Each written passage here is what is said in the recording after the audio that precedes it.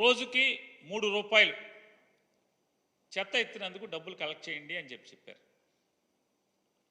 చెప్పినట్టుగా ఈనాడు ఆంధ్రజ్యోతి పేపర్లో చూసాం. ఊరు బాగుండాలి, స్వచ్ఛంగా ఉండాలి, పరిసరాలు అద్భుతంగా తయారవ్వాలి, అనారోగ్యాలు ఉండకూడదు, ఆరోగ్యవంతమైన పరిసరాల కోసం చెత్త ఎప్పటికప్పుడు ఎత్తేయాలి, ఇంటికి 3 రూపాయలు కలెక్ట్ చేయండి అని చెప్పారు. మరి జగన్మోహన్ రెడ్డి గారు ఏం చెప్పారు? అదే కదా. ఆయన 30 రూపాయలు 60 రూపాయలే కదా. మరి మీరేమో 90 రూపాయలు కలెక్ట్ చేయమని చెప్తున్నారు కదా. మీరు అపోజిషన్లో ఉన్నప్పుడేమో చెత్త మీద పన్ను వసూలు చేస్తారా? చెత్త ముఖ్యమంత్రి అని ఒకడు, చెత్త నా కొడుకు అని ఒకడు. మరి మిమ్మల్ని ఏమనాలి ఇప్పుడు? అదే చెత్త పన్నుని కొనసాగిస్తున్నటువంటి ఈ రోజుకి మీరెక్కి 35 రోజులైంది. చెత్త పన్ను ఎక్కడన్నా ఆపారా? ఏ ఊర్లో ఉన్నా ఆపారా? ఏ మున్సిపాలిటీలో ఉన్నా ఆపారా? చెత్త పన్ను ఆపలేదు కదా. ఆపకపోగా అద్భుతం ఇది చెత్త పన్ను అనేది. ఇది జగన్మోహన్ రెడ్డి గారు రోజుకి రూపాయి 2 రూపాయలు వసూలు చేశాడు. కాదు 3 రూపాయలు వసూలు చేయండి అని మీరే చెప్తున్నారు. జగన్మోహన్ రెడ్డి రూపాయి 2 రూపాయలు వసూలు చేశాడు రోజుకి, మనం 3 రూపాయలు వసూలు చేద్దామని చెప్తున్నారు. జగన్మోహన్ రెడ్డి గారు అధికారంలో ఉండి ఇదే పని చేసినప్పుడేమో చెత్త నా కొడుకు, చెత్త ముఖ్యమంత్రి అన్నారు. మరి మీరందరూ ఎవరు అని అడుగుతున్నప్పుడు నేను చెత్త పన్ను రోజుకు రూపాయి 2 రూపాయలు వసూలు చేసినందుకు జగన్మోహన్ రెడ్డి గారు చెత్త నా కొడుకు, చెత్త ముఖ్యమంత్రి అయితే మరి మీరందరూ ఎవరు?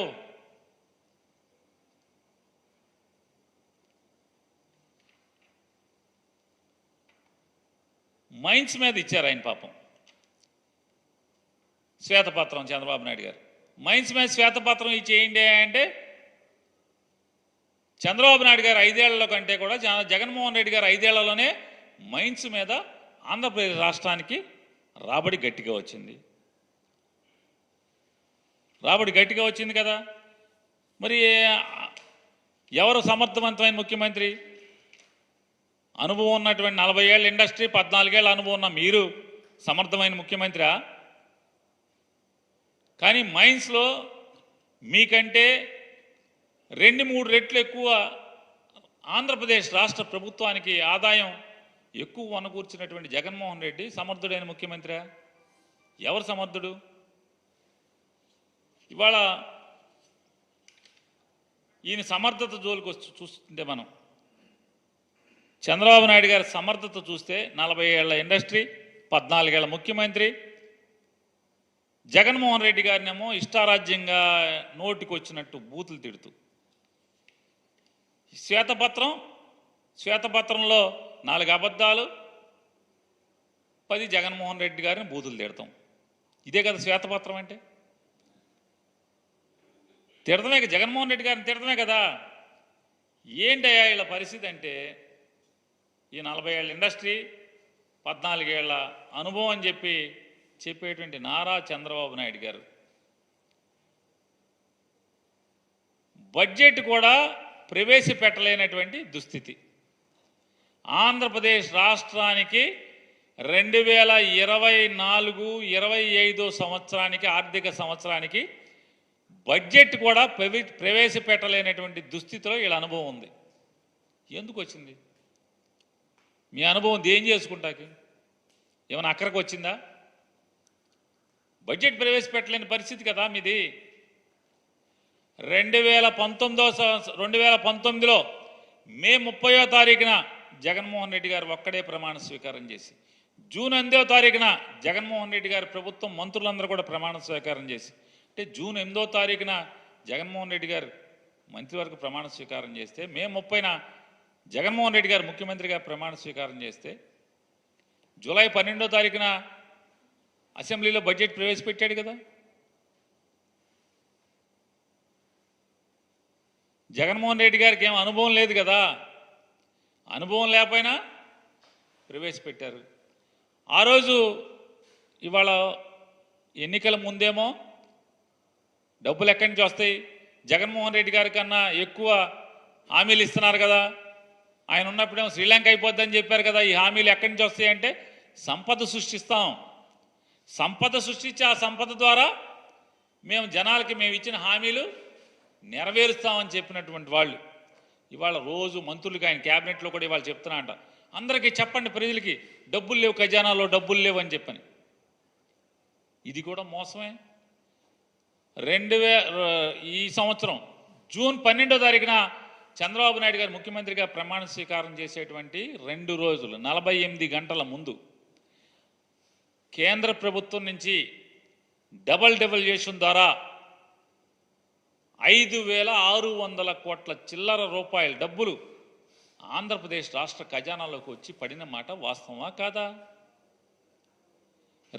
అంటే జూన్ 12వ తారీఖున చంద్రబాబు నాయుడు గారు ఆయన ప్రభుత్వం మంత్రిమండలి కలిసి ప్రమాణ స్వీకారం చేస్తే, ప్రభుత్వం ఏర్పాటైతే అప్పటికి 48 గంటల ముందు 5,600 చిల్లర కోట్ల రూపాయలు డబల్ డెవల్యూషన్ ద్వారా కేంద్ర ప్రభుత్వం నుంచి ఈ రాష్ట్రానికి రావాల్సినటువంటి నిధులు వచ్చి జమ అయినాయి కదా. ఎలా వచ్చినాయి డబల్ డెవల్యూషన్ ద్వారా? అంటే గడచిన ప్రభుత్వం అంతకు ముందు సంవత్సరం ఏప్రిల్ 1వ తారీఖు నుంచి మార్చి 31వ తారీఖు దాకా వసూలు చేసినటువంటి రెవెన్యూ వసూళ్లలో కేంద్ర ప్రభుత్వం దగ్గర జమ అయితే, ఆ జమ అయినటువంటి వాటిల్లో రాష్ట్ర జనాభా దామాషా మేరకు కేంద్ర ప్రభుత్వం పంపించాల్సినటువంటి డబ్బులు, అంటే జగన్మోహన్ రెడ్డి గారి ప్రభుత్వం సంపాదించినటువంటి డబ్బులు 5,600 కోట్ల రూపాయలు కేంద్ర ప్రభుత్వం నుంచి ఆంధ్రప్రదేశ్ రాష్ట్ర ఖజానాలోకి వచ్చి పడినాయి. కానీ 2019 మే 30న జగన్మోహన్ రెడ్డి గారు ప్రమాణ స్వీకారం చేసే రోజుకి ఏంటయ్యా ఆంధ్రప్రదేశ్ రాష్ట్ర ఖజానా చంద్రబాబు నాయుడు గారు ఇచ్చెళ్ళిందే అంటే,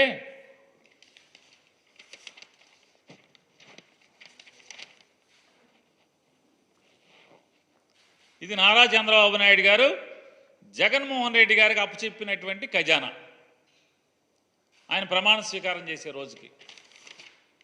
ఇది ఎవరండి? సాక్షిలో కాదు, ఇది రామోజీరావు గారి పేపర్. ఇది